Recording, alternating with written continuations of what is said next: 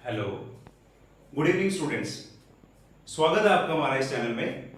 ठीक है, आज से हम एक नई सीरीज स्टार्ट करेंगे जो कि क्लास 11th के लिए है। और आज हमारा जो फर्स्ट चैप्टर रहने वाला है वो क्या है, फिजिक्स का मैथमेटिकल टूल्स। ठीक है, जैसे कि क्लास 11th में जो स्टूडेंट्स फिजिक्स पढ़ रहे हैं अभी, उनको काफी प्रॉब्लम आती है न्यूमेरिकल क्वेश्चन में, और जो बेसिक मैथ्स यहां पर यूज होता है उसमें काफी प्रॉब्लम आती है। वही प्रॉब्लम अब हम आपकी दूर कर देंगे। ठीक है, इसमें हम करेंगे जो भी फिजिक्स में मैथ्स का कंसेप्ट यूज होगा वो हम कंप्लीट करेंगे इस सीरीज में। और हमारा फर्स्ट चैप्टर जो है इसमें क्या है, मैथमेटिकल टूल्स, जिसको हम जीरो चैप्टर के नाम से भी जानते हैं। जब भी हम फिजिक्स पढ़ेंगे सबसे पहला हमें यही चैप्टर प्रिपेयर करना पड़ता है, बेसिक मैथ्स। और स्टूडेंट्स क्या करते हैं, इस चीज को स्किप कर देते हैं, जो कि क्या है हमारा काफी इंपॉर्टेंट है। तो देखते हैं कि हमारा फर्स्ट टॉपिक आज का क्या है। ठीक है, इसको एक ध्यान से समझना, काफी इंपॉर्टेंट है, क्योंकि कहीं पर भी किसी भी जगह पर हमारा ये टॉपिक यूज हो जाता है। जैसे सपोज करो जो हम टॉपिक पढ़ेंगे आगे, हम चीजें करते हैं, जैसे डेरिवेशन पोर्शन करते हैं, वहां पर यूज होता है। ठीक है, तो मैथ्स का जो भी कंसेप्ट पूरी फिजिक्स में यूज होगा वो हम इस चैप्टर में कंप्लीट करेंगे। ठीक है, तो आज जो इस चैप्टर का हमारा लेक्चर फर्स्ट है, और लेक्चर फर्स्ट में हमारा फर्स्ट टॉपिक जो रहने वाला है वो क्या है, हमारा बाइनोमियल थ्योरम। हमारा फर्स्ट टॉपिक क्या है, बाइनोमियल थ्योरम।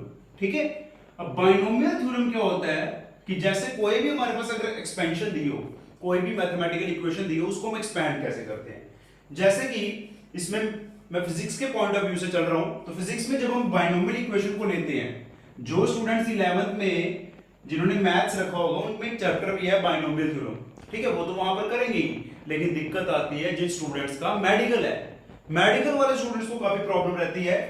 तो वही चीज हम यहां पर करेंगे जिससे तुम लोगों की प्रॉब्लम खत्म हो जाएगी। तो थ्योरम क्या कहती है, 1 plus X raise to power N. N कुछ भी हो सकता है, ये इसकी पावर है जिसको हम इंडेक्स बोलते हैं। क्या होती है, 1 plus n x plus n into n minus 1 x square upon 2, ये जो लगाया इसको बोलते हैं factorial, plus n into n minus 1 n minus 2 x cube upon 3 factorial plus up to so on. ऐसी इक्वेशन हमारी क्वांटिटी में चलती रहेगी। ठीक है, तो ये हमारी जो इक्वेशन है ये रहेगी क्या, हमारी बाइनोमियल थ्योरम। जी हाँ बच्चों, एक चीज का आपको ध्यान रखना होगा कि जो इसकी फर्स्ट टर्म होगी वो हमेशा यहां पर हम यूज करेंगे, जो इसकी फर्स्ट टर्म हमेशा 1 होगी।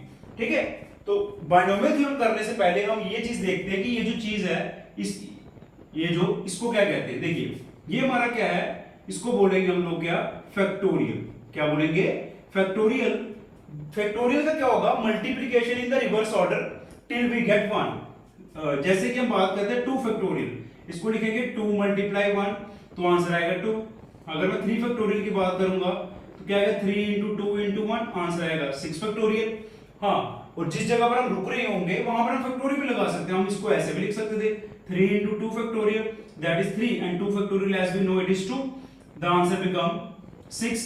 ठीक है, अगर हम बात करते हैं 4 फैक्टोरियल तो क्या आएगा, 4 इंटू 3 इंटू 2 इंटू 1, तो लास्ट टर्म हम 1 तक लेके चलेंगे, अदरवाइज तो इसकी वैल्यू क्या आएगी 24। अदरवाइज हम इसको ऐसे भी लिख सकते थे, 4 इंटू, अगर मैं 3 फैक्टोरियल पर रुकना चाहता हूं तो बिल्कुल रुक सकता हूं, 4 into 3 factorial is 6, answer become 24। तो फैक्टोरियल क्या होगा, multiplication in the reverse order, जब तक क्या ना आए लास्ट टर्म हमारी 1 ना आ जाए। तो 5 फैक्टोरियल की अगर बात करें तो 5 फैक्टोरियल हमारे पास क्या आएगा बच्चों, 5 फैक्टोरियल हमारे पास रहने वाला है 120। ठीक है, तो ये हमारा फैक्टोरियल की बात आ गई। ठीक है, तो अब हम बात करेंगे, इसको नोट कर लेना सभी। ठीक है, वीडियो पॉज करके इसको नोट करना, ज्यादा टाइम नहीं लूंगा मैं, तो कोशिश करूंगा जल्दी से जल्दी टॉपिक कंप्लीट हो जाए जो हमारे मैथमेटिकल टूल्स या बेसिक मैथ्स में आते हैं, फिजिक्स के कंसेप्ट। ठीक है, तो इसके बाद हम बात करते हैं इस इक्वेशन को हमने यूज कैसे करना है। ठीक है, अगर मैं आप लोगों से पूछूं a प्लस बी की पावर अगर 1 होगी, a प्लस बी की पावर अगर 1 है, तो अगर मैं इसकी फर्स्ट टर्म को अगर मैं 1 बनाना चाहता हूं, तो फर्स्ट टर्म को अगर 1 बनाना चाहता हूं तो यहां से मुझे a को क्या लेना पड़ेगा, a को कॉमन लेना पड़ेगा। a को जैसे कि हमने यहां पर कॉमन लेना है, बट b के पास तो a नहीं है, तो क्या मैं इस इक्वेशन को ऐसे लिख सकता हूं, a plus b, a upon a bracket close. बताइए मैथमेटिक्स के हिसाब से न्यूमरेटर और डिनोमिनेटर में हमने a को मल्टीप्लाई किया, तो हम क्या करेंगे, क्या मैं यहां से a को कॉमन ले सकता हूं? बिल्कुल ले सकते हैं। यहां पर बच जाएगा 1 और ये a बाहर चला गया और यहां पर क्या आएगा b अपॉन a। बिल्कुल बेसिक से कर पाऊंगा, ठीक है, ठीक, क्लियर है, बिल्कुल बेसिक से। तो a plus b raise to power 1, a को जब बच्चों ने यहां से कॉमन लिया तो यहां पर क्या बचा 1 प्लस बी अपॉन ए, ये तो बीच का स्टेप आ गया, तो हम डायरेक्ट करेंगे। a को हमने कॉमन लिया तो फर्स्ट टर्म देखो, जिसके पास a नहीं था ना, तो वो डिवाइड में आएगा। जैसे अगर मैं तुमसे पूछूं a प्लस बी स्क्वायर है, सपोज करो a प्लस बी स्क्वायर है, तो अगर मैं आपसे पूछूं अगर इसको मैंने 1 बनाना है तो यहां पर a की पावर क्या है, a की पावर 2 है, तो यहां से मुझे a स्क्वायर को कॉमन लेना पड़ेगा और यहां पर क्या आएगा हमारे पास 1 प्लस b, इसके पास a नहीं है तो इसके डिवाइड में a आ जाएगा, ठीक है। बताइए ये स्टेप यहां तक क्लियर है? बिल्कुल क्लियर होगा, ठीक है। किसी को नहीं समझ आया तो मुझे बताना। अगर मैं तुम लोगों से पूछूं a प्लस बी का होल स्क्वायर, सभी बच्चों ने पढ़ा हुआ है 8th 7th में मैथमेटिक्स में, a square plus 2ab plus b square, ठीक है। अब ये जो फॉर्मूला है इसी फॉर्मूला को हम बाइनोमियल थ्योरम से करेंगे। ये जो हमारा फॉर्मूला है इसी फॉर्मूला को हम लोग बाइनोमियल थ्योरम से करेंगे। ध्यान दीजिएगा यहां पे, देखिए जब पावर 2 होगी तो नंबर ऑफ टर्म्स हमारी कितनी रहने वाली है, 1 2 एंड 3, 1 2 एंड 3। तो यहां पर जैसे कि अगर हम देखेंगे बाइनोमियल थ्योरम क्या कहती है, यहां पर लिख लेते हैं a प्लस बी का होल स्क्वायर। सबसे पहले हमें क्या करना था, फर्स्ट टर्म क्या आनी चाहिए, फर्स्ट टर्म हमारी 1 आनी चाहिए, तो हमें a की पावर यहां पर 2 है तो a स्क्वायर को कॉमन लेना पड़ेगा और यहां पर क्या आएगा बच्चों 1 प्लस बी अपॉन a की पावर 2। अब देखिए, अब यहां पर मैं बाइनोमियल थ्योरम लगाऊंगा। फर्स्ट टर्म क्या हमारी 1 प्लस n इसका इंडेक्स n है तो n हियर इज 2 और ये जो पूरी टर्म है ये कंप्लीट टर्म, ये जो सेकंड टर्म को जिसको हम x बोल रहे हैं, यहां पर कंप्लीट टर्म x हमारा क्या रहेगा बच्चों b upon a plus 1 plus nx plus n into n minus 1, तो यहां पर क्या बनेगा 2 इंटू 2 माइनस 1 2 फैक्टोरियल और क्या x स्क्वायर और x की जगह यहां पर क्या रहने वाला है b अपॉन a का स्क्वायर। और अब यहां पर रुकेंगे, जितनी इसकी पावर होगी उतने x की पावर तक हमने इसको लेके चलना है, ठीक है। अगर x क्यूब होगा तो क्यूब तक चलेंगे, 4 होगा तो 4 तक चलेंगे। बेसिकली फिजिक्स में इतना कंसेप्ट हमें याद रखने की जरूरत नहीं है, इतना यूज ही नहीं होगा हमारा, ठीक है। जिनका मैथमेटिक्स होगा वो तो करेंगे। तो यहां पर क्या बना, जितना यूज होगा वो हम यहां पर कर लेंगे। a square as it is रहा 1 plus 2 b upon a, 2 and 2 factorial is as we know 2 factorial is 2, जैसे कि हमने पढ़ा, ये दोनों कैंसिल हो गए and 2 minus 1 is 1 b square upon a square। अब a square को मल्टीप्लाई करेंगे अंदर तो क्या बनेगा a square 2b a square 2ba into a square plus b square a square into a square और a square कैंसिल, यहाँ पर 2a है यहाँ पर 1 है, एक कैंसिल हो गया, एक ये बच जाएगा। तुम्हारा फॉर्मूला क्या बना a square plus 2ab plus b square. देखिए आ गया आंसर, बिल्कुल इजी है बाइनोमियल थ्योरम अप्लाई करना। फॉर्मूला याद कीजिए मेरे साथ, 1 plus nx plus n into n minus 1 x square upon 2 factorial plus up to हम क्या बोलेंगे सो ऑन, ठीक है। इसी मेथड को अप्लाई करते हुए हमारा जो नेक्स्ट एग्जांपल है जो आप लोगों ने सॉल्व करना है, मैं फॉर्मूला यहां पर लिखता हूं a प्लस बी का क्यूब, इसको ट्राई कीजिएगा। और as we know a plus b cube is a cube 3a square b 3ab square plus b cube. इस फॉर्मूला को बाइनोमियल से एक्सपेंड कीजिएगा। जब हम इसको कॉमन लेंगे, सोचिए पहले हमने कॉमन लिया, यहां पर a की पावर क्या आएगी 3, यहां पर क्या बचेगा 1 प्लस b अपॉन a की पावर 3। अब यहां तक हमने अप्लाई करना है, ठीक है। इसको जरूर कीजिएगा एक बार ट्राई, तो इससे बाइनोमियल थ्योरम हमारी क्लियर हो जाएगी। अब बात करते हैं फिजिक्स में जो हमारा कंसेप्ट यूज होता है, ठीक है।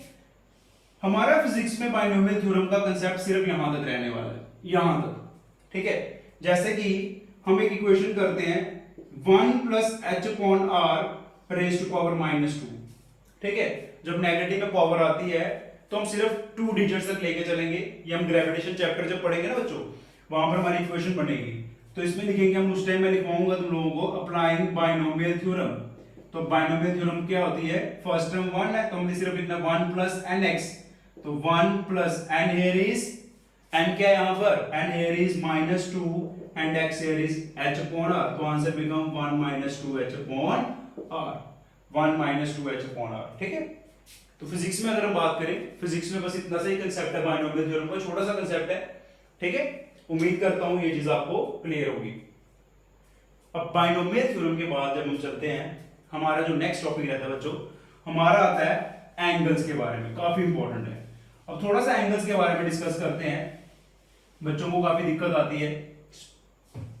जैसे कि अगर हम बात करें एंगल्स की, एंगल यहां पर हम बात करते हैं दो तरह में मेजर करते हैं, एक होता है रेडियन, सेकंड होता है क्या, डिग्री। ठीक है, अब एंगल होता क्या है, जैसे कि सपोज करो यहां पर एक मार्कर जैसे कि मैंने पकड़ा हुआ है, इसको मैं रोटेट कर रहा हूं सपोज करो एंटी क्लॉकवाइज। ठीक है, तो ये एक रोटेशनल मोशन कर रहा है, इसने यहां पर एक एंगल बनाया, लेट इट बी थीटा। तो यहां पर एंगल जो कि कितना होगा, मान लेते हैं ये जो लेंथ होती है इसको बोलते हैं हम लोग क्या, आर, और यहां से लेके यहां तक क्या रहने वाला है, रेडियस, जैसा कि आप लोगों ने 10th क्लास में मैथमेटिक्स में पढ़ा होगा एरिया ऑफ सर्कल चैप्टर में। ठीक है, तो एंगल यहां पर किसके इक्वल होगा बच्चों, आर्क अपॉन रेडियस। एंगल जो है क्या रहने वाला है, आर्क अपॉन रेडियस, और इसका यूनिट होता है रेडियन। यूनिट के बारे में बाद में बात करते हैं। ठीक है, तो हमारे पास दो तरह के एंगल होते हैं। अब बात करते हैं स्टूडेंट्स को दिक्कत कहां होती है, डिग्री को हम ऐसे लिखते हैं 1 डिग्री, और रेडियन को लिखते हैं 1 के ऊपर छोटा सा c, या फिर सिंपल लिख सकते हैं 1 रेडियन। ठीक है, 1 रेडियन। अब स्टूडेंट्स को दिक्कत कहां आती है, देखिए जिनका मैथमेटिक्स होगा वो ट्रिग्नोमेट्रिक चैप्टर में कंप्लीट पढ़ लेते हैं। जिनका मेडिकल स्टूडेंट्स हैं, जैसे कि अगर हम बोलते हैं बच्चों 30 डिग्री, मैं बोलता हूं 30 डिग्री इक्वल्स टू π/6। अब जो साइंस मेडिकल वाला स्टूडेंट है, अगर उन्होंने ये कंसेप्ट नहीं पढ़ा होगा, बच्चा सोचेगा थोड़ी देर के लिए सर ने π/6 कैसे लिखा। अगर मैं तुम्हें बोलूंगा 120 डिग्री इक्वल्स टू 2π/3, फिर बच्चा सोचने बैठ जाएगा कि सर ने 120 को 2π/3 कैसे लिख दिया। तो उसी चीज को हम देखेंगे सबसे पहले कि रेडियन और डिग्री में क्या रिलेशन है। ठीक है, उसी चीज को हम लोग देखेंगे कि रेडियन और डिग्री में क्या रिलेशन रहने वाला है। ठीक है, अगर हमने कोई भी नंबर दिया होगा, उसको डिग्री को रेडियन में कन्वर्ट करना है, डिग्री को किसमें, डिग्री टू रेडियन। ठीक है, तो हमने इक्वेशन याद रखेंगे, फॉर्मूला 1 डिग्री किसके को रहने वाला है, 1 into π/180, और छोटा सा c रिप्रेजेंट करेगा रेडियन को, या फिर π/180 रेडियन लिख सकते हैं। अब देखिए कीजिए प्रैक्टिस इसको, अगर मैं बोलता हूं 30 डिग्री, तुम लोग लिखोगे 30 into π/180, 0 0 कैंसिल, 6, ये π/6 के इक्वल हो गया। ओहो, तुम लोग बोले सर ये तो बहुत इजी था और किसी ने हमें सिखाया ही नहीं, तो से ऐसे नहीं बोलेंगे। तो 45 डिग्री क्या रहने वाला बताइए, 45 into π/180, 45 45 90, और 90 और 90 180, मतलब π/4, डिवाइड तो करना आता ना।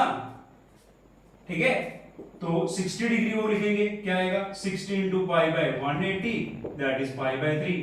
अब बताओ, सभी मैं लिखवाऊंगा, तुम लोग भी करो। 90 डिग्री को प्रैक्टिस करो, जो कि π/2 रहता है।